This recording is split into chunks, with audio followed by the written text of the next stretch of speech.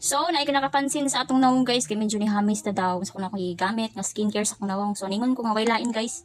Kanirang Derma Republic toner o kaning Derma Republic po nga serum. Combo mag ni siya. Duo ni siya.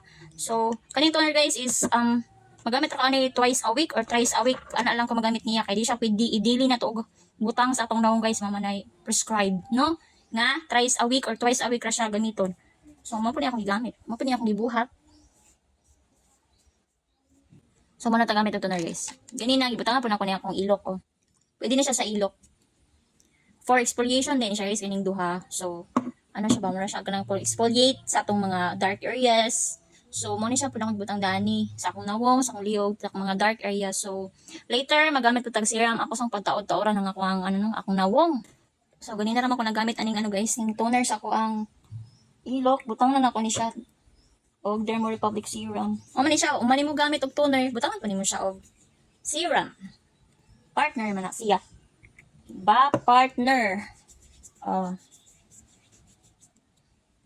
As you can see, ni danaag na gid ang atong pangilok sa diha, grabe ni siya kaano. Kaalom mo ba? Grabe ka itong. So, mura ni siya guys akong gigamit. Di ba? Nanay guys, nanay alivio gyud. Wala siya baho. Perfect. Gaan na kayo sa mga pamanit pa. So mag-apply na ta sa atong nawong aning kuan serum. Dili kalimtan sad ang liog. Kay itom imong liog, imong nawong puting-puti so lain kay sa lang tawo no.